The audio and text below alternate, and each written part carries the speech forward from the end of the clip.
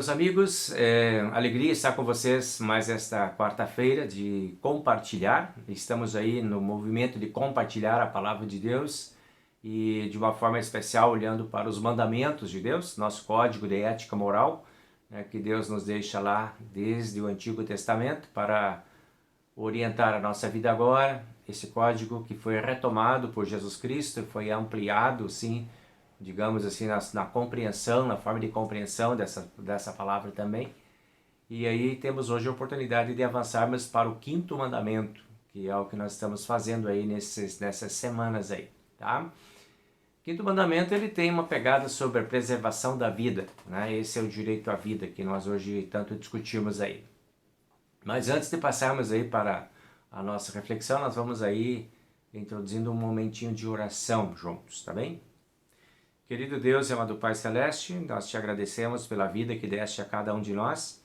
Te agradecemos por não apenas teres criado, mas também preservado a cada um de nós em todos os tempos. Obrigado por proteger a nossa vida também com o mandamento que hoje vamos estudar. Ajuda-nos a sermos também proativos no sentido de buscarmos oportunidade de preservação de vida de todos aqueles que estão ao nosso redor. Em nome do Senhor Jesus, pedimos e agradecemos. Amém. Muito bem, meus amigos, então o tema de hoje está dentro de uma pauta de direitos humanos, né, que é o assunto que hoje em dia tem ocupado tanto as pessoas, né, a respeito do que é direito das pessoas e também tem os seus deveres. Mas vamos olhar hoje da perspectiva do direito de vida, né, que Deus tem e que Deus preserva. Perceba que todos os mandamentos de Deus, eles enfatizam algo que seja de fato muito relevante, né? E Deus escolhe, entre essas relevâncias, 10 assuntos que encampam praticamente toda a nossa existência.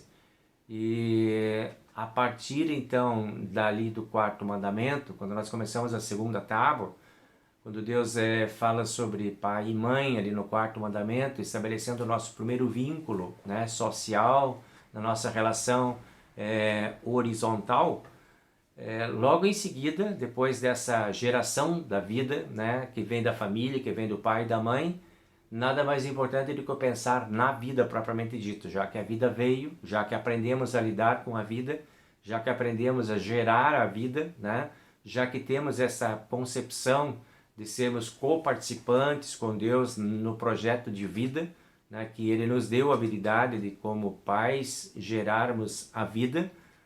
Nada mais importante do que olharmos agora para esta vida com a disposição de preservar essa vida e de cuidar dessa vida. Porque é isso que Deus faz.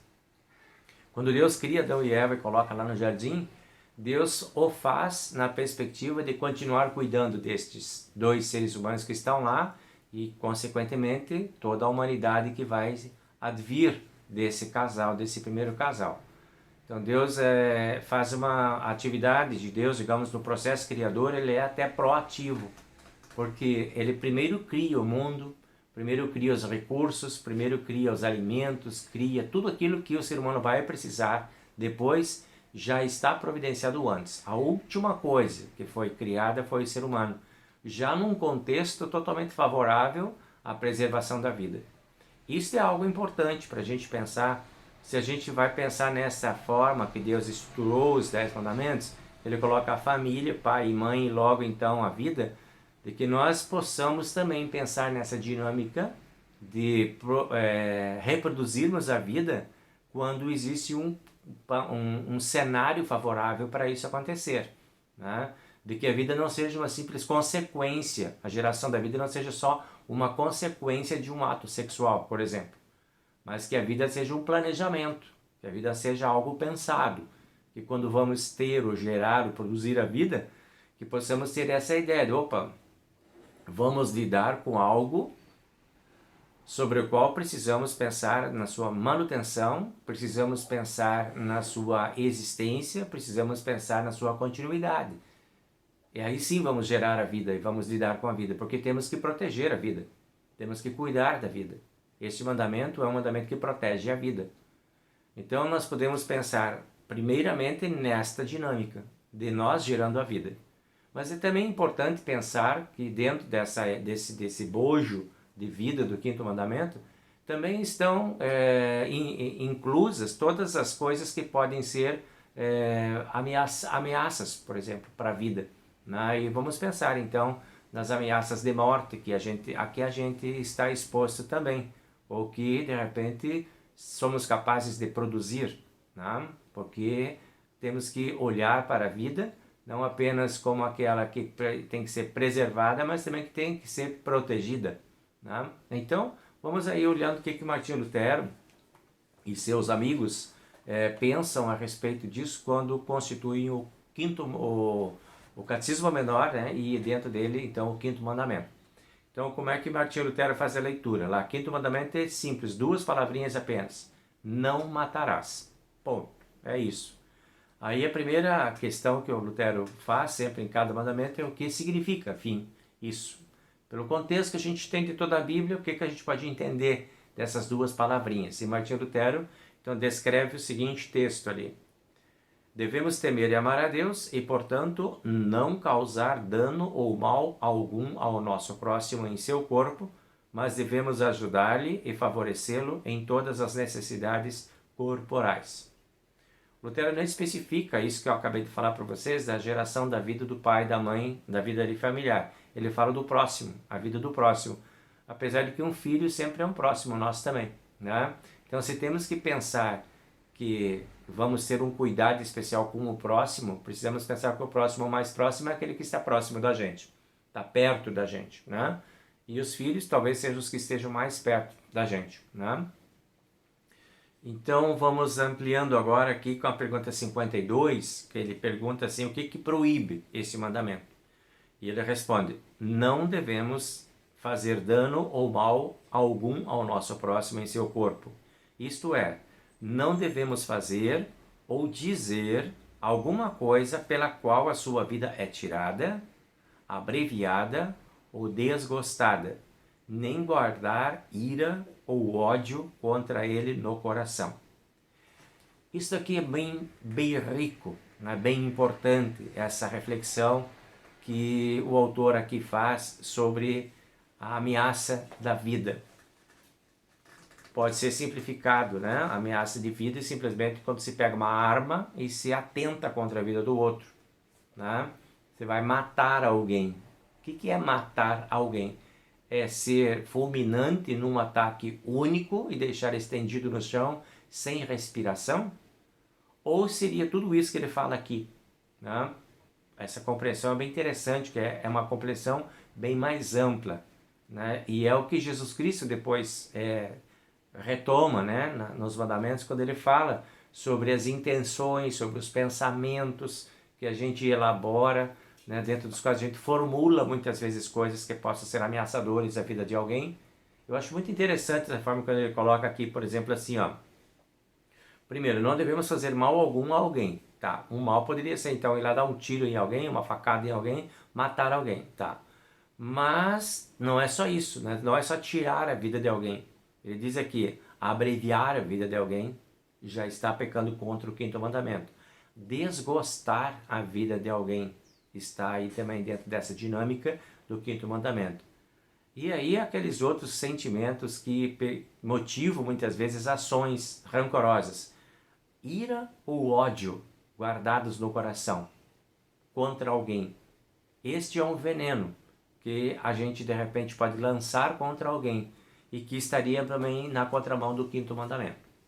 Então, desgostar causar desgosto, né? Muitas vezes a gente é capaz de fazer verdadeiras amarguras na vida das pessoas, promover amarguras, descontentamentos, ressentimentos, dores e tantas outras sensações, sentimentos e emoções que nós podemos fomentar na vida das pessoas, que pode ir aos poucos corroendo e destruindo a vida. Vai comendo aos poucos a vida do outro, né? Então vamos cuidar. E aí é interessante essa abordagem que ele coloca aqui do ódio e da ira, que são dois elementos altamente corrosivos nas relações humanas e altamente ameaçadores em relação à vida humana. Quando a relação humana é permeada por ódio ou por ira, ela pode ser altamente desgastante e corrosiva e pode ser altamente destruidora. E é isso que Deus está colocando diante de nós. Cuidado com isso. Isso mata. Jesus Cristo fala isso. Quem sentir ódio no seu coração, na verdade já matou o seu irmão. Já é criminoso, porque o ódio tem esse poder corrosivo. Então, bem importante a gente tomar consciência disso, de não alimentar o ódio, de combater o ódio, de estar atento a ações de ódio, né? Que a gente possa ter controle sobre isso. E isso o Espírito Santo nos dá como dom. Quando ele diz lá, naquela lista de dons de Gálatas 5:22, o último dom que está lá naquela lista é domínio próprio. Né? Então, é importante a gente poder pensar sobre isso. Quanto que é necessário que o Espírito Santo nos dá domínio próprio, nos dá capacidade de exercermos domínio sobre nós mesmos. Porque o ódio, a raiva, a ira, é uma emoção natural que todo mundo sente, todo mundo tem. Está dentro da gente. A gente mostra isso. Quando lá dentro tem algum sentimento errado dentro da gente que a gente não consegue interpretar, o que está causando sofrimento, pode aparecer aqui para o lado de fora como ódio, como ira, como raiva. Né? Então isso é uma coisa praticamente inevitável, é da natureza humana. Mas por isto mesmo, por ser tão nocivo, tão corrosivo, que o Espírito Santo nos dá o dom de domínio próprio, de podermos avaliar a nossa vida, e quando percebemos que estamos sendo movidos por um desses sentimentos corrosivos, voltarmos e não avançarmos nessa direção, retrocedermos, buscarmos perdão, buscarmos ajuda, buscarmos controle, buscarmos domínio próprio, pedir que Deus nos dê essa habilidade para que a gente não incorra na prática do pecado contra o quinto mandamento.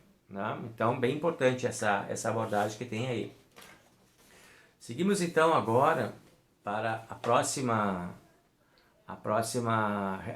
pergunta, em que ele vai dizer assim, ó: que nos ordena o Senhor no quinto mandamento? Sabemos o que é proibido. Agora vamos ver o que é ordenado. Ele diz: o Senhor nos ordena no quinto mandamento a ajudarmos o nosso próximo e ser-lhes úteis em todas as necessidades corporais, devendo, por conseguinte, ser também misericordiosos, benignos, conciliáveis para com ele. Então, olha só, atitude. Né? Nada de perseguição, nada de raiva, de ódio, de exclusão, de discriminação, mas tudo de bondade, misericórdia e atitudes conciliáveis. Essa é a nossa condição existencial. É para isso que nós estamos sendo desafiados aí no quinto mandamento, né? De termos a consciência de que podemos, que somos capazes de fazer o bem, que o nosso próximo merece receber o bem da nossa parte e que isto agrada a Deus. Vivermos assim, vivermos em harmonia, vivermos em comunhão, vivermos em ajuda, vivermos em conciliação. Essa é a atitude que Deus espera de cada um de nós. Existem alguns versículos bíblicos que são citados aqui, que são bem importantes. Por exemplo, lá em Mateus, quando Jesus está falando lá no Sermão do Monte, ele diz assim: vocês ouviram o que foi dito aos antigos, não matarás. Esse é o mandamento que vocês conhecem. E quem matar estará sujeito a julgamento. Eu, porém, agora Jesus vai retomar esse quinto mandamento, vos digo que todo aquele que se irar contra o seu irmão estará sujeito a julgamento. Só a ira já está constituindo o motivo para o julgamento.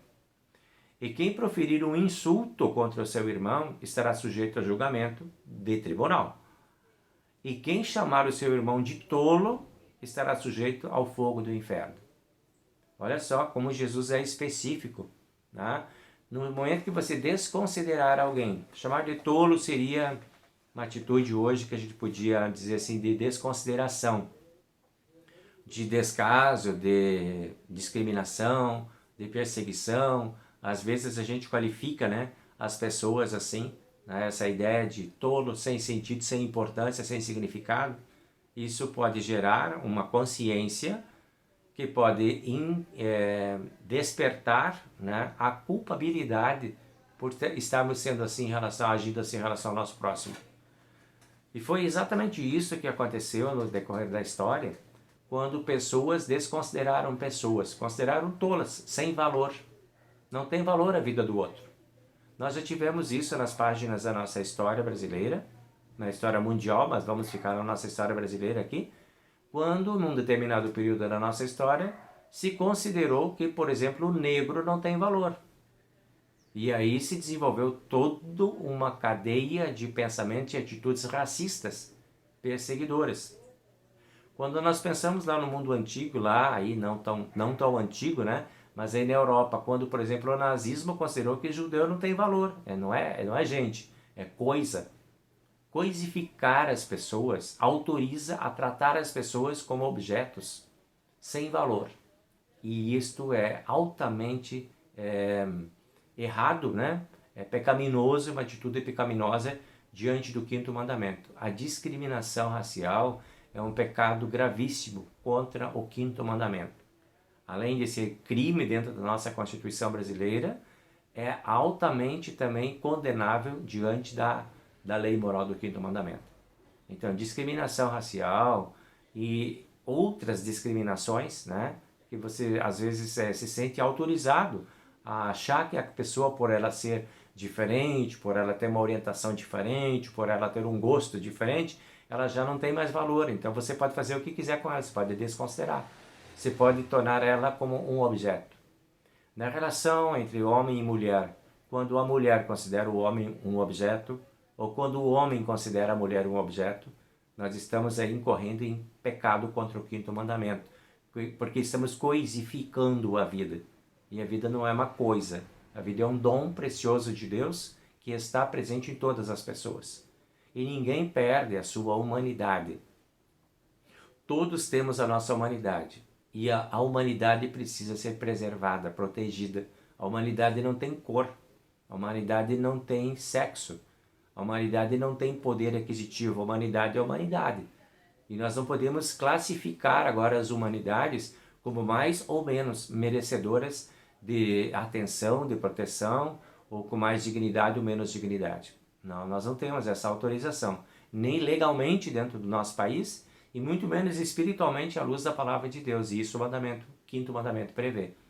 Então é um mandamento que está como um calço importante na discussão do assunto de direitos humanos. Todos temos direito à vida. Todos temos direitos, sejam eles sociais, morais, legais, todos temos direitos para a preservação da vida. E ninguém está autorizado a desconsiderar, por qualquer razão que seja, um outro ser humano que tenha a sua humanidade preservada diante da palavra de Deus.